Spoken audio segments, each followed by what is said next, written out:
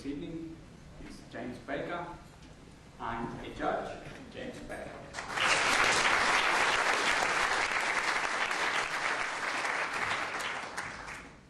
Judges, they're the most important people in the world.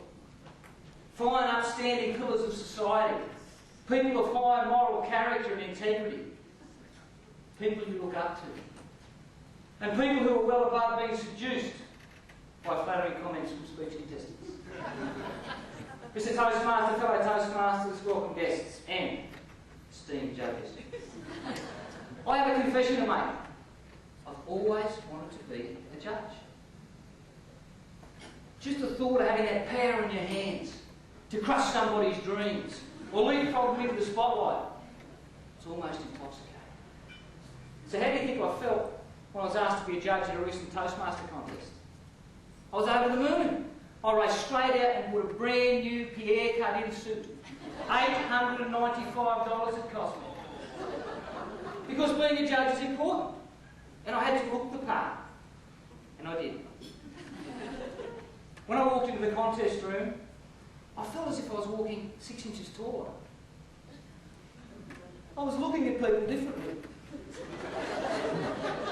Did they maintain my eye contact? Were their gestures appropriate for the situation? I walked past the table where the lady was collecting money. She looked up at me and said, "That'll be $35, thank you." I stopped and looked down and said, "I'm a judge." She said, "I'm terribly sorry, of course you're catered for, and your seat is reserved on table 1. I thought, how good is this? So I just casually walked over to table 1. And I sat down next to this very attractive young lady. We started chatting and I said, "Have you been to many Toastmaster contests before?" She said, "No, this is my first one." She said, "What about you? You a contestant?" I said, "No, I'm a judge." As soon as I said that, her eyes melted. She said, "Wow, that's so important. So much responsibility. And you're so young."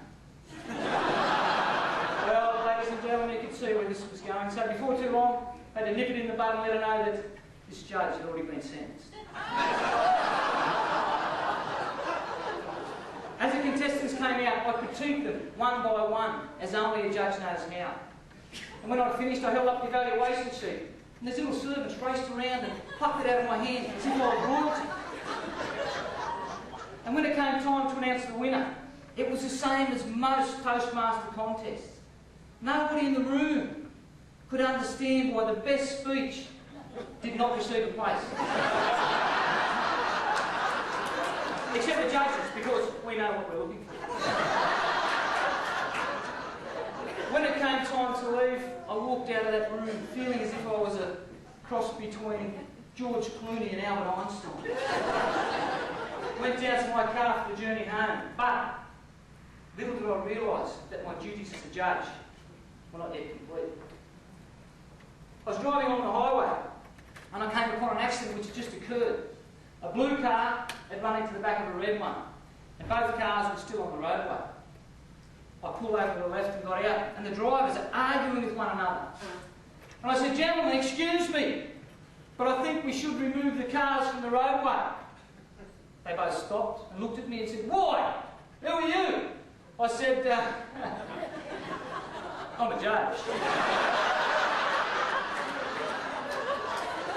They said, "Of course, Your Honour." They got in and moved them off to the side of the road. When they got out, they continued to argue. I said, "Gentlemen, I have a solution. I will give each one of you 1 minute to present your case. For less than 30 seconds. Or more than 1 minute 30. You will be disqualified. Do you understand?" Both looked at me and went. Took a notepad out of my pocket. "Sir, driver of the red vehicle, please give me your version of events." "Well, this bloody idiot..." Inappropriate use of language. He come flying up behind me like a bat out of hell. Next thing, bang, he ran into me. My head nearly flipped off its shoulders from the whiplash. Good body language. I'm telling you, he should be behind bars. 35 seconds. Sir, driver of the blue vehicle, please give me your version of events. Well, it's all my fault, isn't it? Rhetorical question. Excellent technique. I was driving along, doing the speed limit, when this clown, excellent voice modulation, puts his foot on the brake for no reason. What am I supposed to do, sprout wings? I'm telling you, this bloke could not drive his finger up his nose with a sledgehammer. 27 seconds. Unfortunately, gentlemen, we've had a disqualification. I have no option but to find in favour of the driver of the red vehicle. If you contact the police, they'll take the statements and finalise the matter. Thank you and good evening. And I walked back to my car thinking, I was born to be a judge. When I got home, my wife was up having a cup of tea, and I should say Karen is very skilled in the art of bringing you back down to ground. I walked in and said, darling, how did it go? I said, it was absolutely sensational.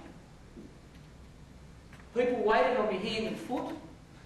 Members of the opposite sex were infatuated with me. I awarded first place to the most technically correct speech. And I adjudicated on a traffic incident. She looked at me and said, darling, do you know how many judges it takes to change a light bulb? I said, no. She said, just one. He holds it still while the world revolves around him.